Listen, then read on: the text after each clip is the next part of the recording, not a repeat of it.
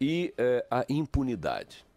E nesse quesito da impunidade, a gente pode botar aí com toda a pompa as figuras de toga do nosso país. Quer dizer, as leis no Brasil foram trabalhadas de uma maneira que não atendem definitivamente mais as perplexidades e as necessidades da sociedade.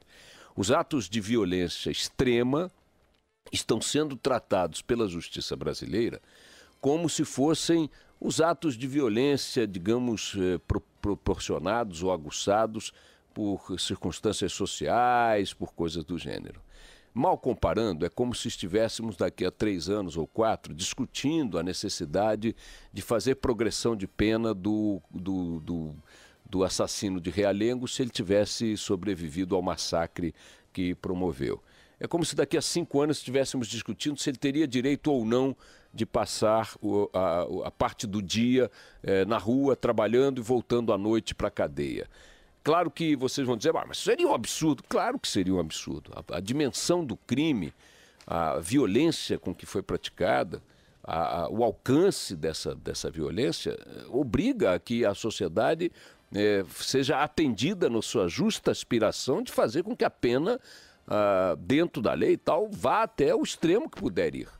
Porque não tem cabimento você perder um filho e no dia seguinte alguém botar o assassino do seu filho na rua sob os argumentos de que o artigo 18, a linha 3, sabe como é que é e tal. Algumas vezes a aplicação desses artigos 18 e linha 3 são feitas com tal frieza pelo magistrado que você sente até um certo nojo da situação. E não é uma vez ou duas, não, são dezenas, centenas de vezes. Agora, recentemente, tivemos um crime bárbaro no Rio de Janeiro, agora em março, dia 7 de março. Um pedreiro, um homem, Luiz Carlos Oliveira, 50 anos, entrou numa escola no Rio de Janeiro e assassinou a filha da dona da escola, uma jovem de 21 anos, formada em radiologia, que estava cursando agora contabilidade, tinha começado a fazer a faculdade de contabilidade, para ajudar os pais a gerenciar a escola da família. E ele entrou, degolou essa moça. Degolou a moça com caco de vidro. Um crime pavoroso, pavoroso. A menina se chama Mariana Gonçalves Souza e o assassino Luiz Carlos Oliveira. Pois bem, ontem a juíza Elizabeth Louro, do 4º Tribunal do Júri do Rio de Janeiro, negou a prisão preventiva desse rapaz. Notem que nós estamos em maio, né? Abril. Então tem exatamente... 44 dias. Não, hoje foi em março. 44 dias. 44 dias. Há 44 dias alguém entrou numa escola, pegou um caco de vidro, degolou uma menina universitária, radiologista, estudando uma segunda universidade, trabalhando. Bonita, linda menina. O argumento é de que ele tinha uma relação com ela e que ela o ajudava e tal. Quer dizer, deu ali um pano de fundo passional que depois ficou comprovado que não tinha nada disso. A polícia constatou que era mentira, que era absolutamente infundada a versão do assassino. Réu confesso, assassino confesso, morte covarde, com todos os requintes de crueldade e tudo mais. Ontem, essa juíza, Elizabeth Louro, 4º Tribunal do Júri do Rio de Janeiro, botou o cara na rua, negou a prisão preventiva, o que permite que ele vá para a rua.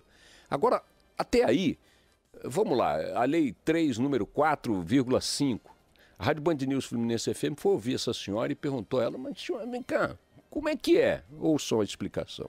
Para o sujeito ser preso provisoriamente, é preciso que o cara, de alguma maneira solto, ele vá atrapalhar o processo. Se esses pressupostos não estiverem demonstrados, não importa o quanto ele possa ter sido cruel ou ter sido bárbaro na execução, isso aí, no caso, fica isolado. Ele é uma pessoa que esteve dominada por uma paixão maldita, que fez com que ele perdesse a cabeça e matasse. Isso não quer dizer que isso vai acontecer de novo. Fiquem sabendo, portanto, aqueles que tiverem no fundo de sua mente doentia, de seu coração lotado de ódio, do seu sentimento entupido de vingança, de desejo de vingança, que caso você degole alguém covardemente, uma mulher, uma jovem, uma menina, uma filha, né, uma irmã, não se preocupe aí com o negócio de Lei Maria da Penha, não se preocupe aí com caráter, com clamor público, não se preocupe com a crueldade, o requinte de violência do seu crime, porque a juíza Elizabeth Louro, caso o seu caso caia na mão, vai lhe deixar preso apenas 44 dias. É o preço de uma vida de uma jovem, segundo o elevado conhecimento jurídico da juíza Elizabeth Louro, do Rio de Janeiro. Agora, juíza, e a nossa reação, a reação das pessoas, dos familiares, a reação dos vizinhos, a reação que estamos tendo aqui agora, doutora Elizabeth Louro, o que a senhora tem a dizer? Ouçam o que ela diz. O clamor público é um clamor que talvez ele tenha causado um clamor ali dentro da comunidade onde ocorreu o fato e provavelmente a mídia especializada pode ter horrorizado as outras pessoas, mas não é um clamor que a pessoa vai deitar a cabeça na cama, no travesseiro, não vai conseguir dormir pensando naquilo. O que vocês acham? Vocês vão botar a cabeça na cama hoje de noite e não dormir pensando naquela menina de 21 anos degolada com um caco de vidro por um alucinado de 50, covarde, que disse que fez isso porque ela tinha uma relação com ele que não tinha, que ela lhe emprestava dinheiro que não emprestava, e ainda que tivesse, ainda que emprestasse. Vocês vão perder o sono por causa disso? Não?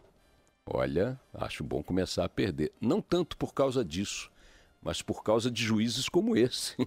Porque que um louco faça isso, você tem que aceitar que está no jogo da loucura. Que um violento faça isso, está no jogo da violência. Perdemos a noção, tal, o cara é um alucinado. O cara pode entrar na escola de Realengo e matar 12 crianças, tanto pode que fez.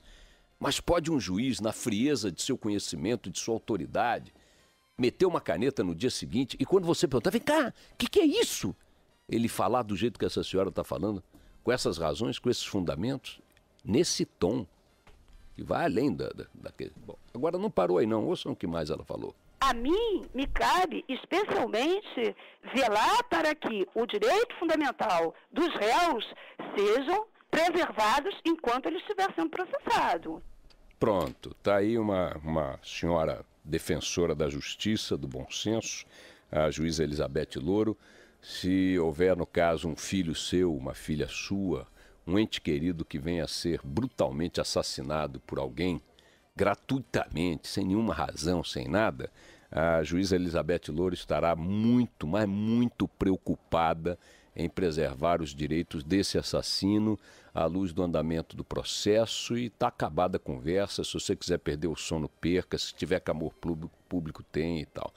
Os juízes brasileiros, muitos deles, estão com essa conversinha agora de que o clamor público não tem importância. De que não há importância na reação da coletividade a um fato que a chocou.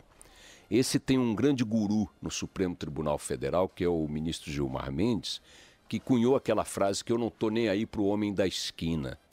O homem da esquina somos nós, que pagamos impostos, que sustentamos a justiça brasileira, pagamos os salários, os confortos, as garantias e prerrogativas dos senhores magistrados. Quando não raro, pagamos também pelas universidades em que se formaram.